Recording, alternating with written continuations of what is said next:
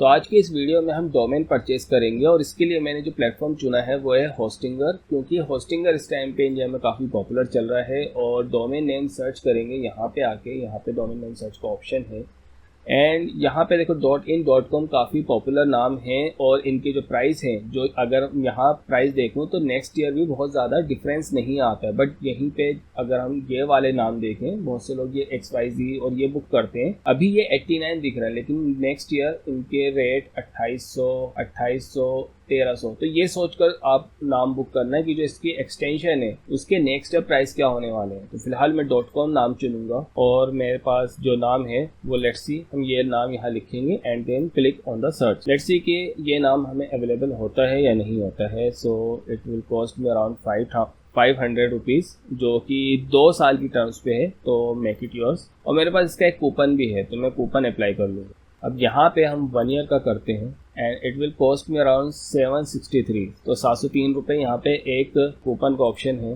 तो कूपन हम ये लगाने वाले हैं एंड देन अप्लाई। तो यहाँ पे हमें 76 रुपीज़ का डिस्काउंट मिल गया है एंड 687। Now continue. और बाकी यहाँ पे किसी चीज़ पे क्लिक करने की ज़रूरत नहीं है, यहाँ पे हम कंटिन्यू करेंगे एंड यहाँ पे हमें वो अकाउंट क्रिएट करने को कहेगा।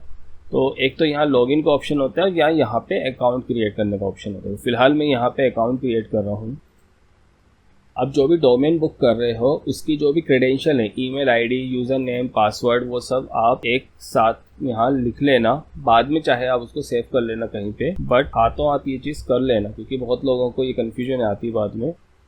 यहाँ आपको अपनी डिटेल डालनी है, तो मैं क्विकली एक डिटेल डाल देता हूँ।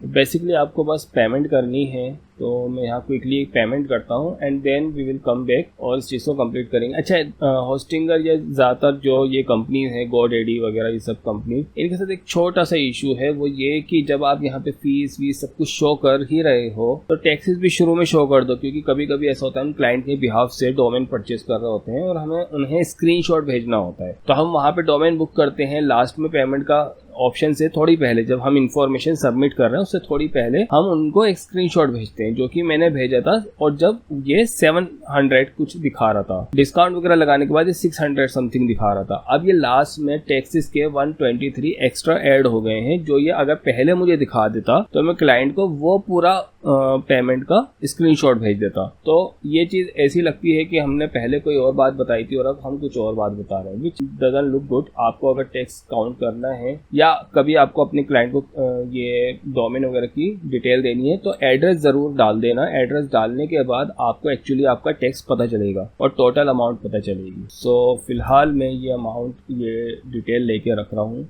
एंड नाउ हम पेमेंट करेंगे और पेमेंट के बाद हम फिर से वापस बात करते हैं, कंटिन्यू। सो बेसिकली हम जब पेमेंट कंप्लीट कर लेते हैं उसके बाद ऑटोमेटिकली ये यहाँ आ जाता है। अब इसके बाद हमें नेक्स्ट करना है। यहाँ पे हमें जो इन्फॉर्मेशन है वो फिल करने के बाद हम एक बार अपनी यहाँ पे फाइनल इन्फॉर्मेशन डाल देते हैं एंड फिनिश रजिस्ट्रेशन। अब यहाँ पे ये पूछता है कि वेबसाइट क्रिएट करनी है या कोई ऐप बनानी है। ये सब चीज़ें इनका AI सिस्टम है जहाँ से हम वेबसाइट क्रिएट कर सकते हैं। बट अभी हमने होस्टिंग परचेज नहीं करी है, हमने सिर्फ डोमेन परचेज करी। तो हम यहाँ स्किप करेंगे और वो कहेगा हमने एक ईमेल भेजा है और इसको हाथों हाथ वेरीफाई ज़रूर कर लेना। तो मैं अभी इसे वेरीफाई करता हूँ। वेरीफाई करने के बाद एक बार रिफ्रेश करते हैं इसे एंड नाउ हमारी जो डोमेन है वो हम परचेज कर चुके हैं। हमें डोमेन की कुछ बेसिक डिटेल्स दे दी हैं और यहाँ पे हम डोमेन के DNS सर्वर देखें तो यहाँ हमें ये सब डिटेल्स मिल जाएंगी। अब बेसिकली हमें करना क्या है, मैं इसको क्लाउडफ्लेयर से कनेक्ट करूँगा और उसके बाद इसे होस्टिंग से कनेक्ट करूँगा। क्लाउडफ्लेयर से कनेक्ट करने से हमें फ्री ईमेल ID मिल जाती है, तो वो हम नेक्स्ट वीडियो में देखेंगे।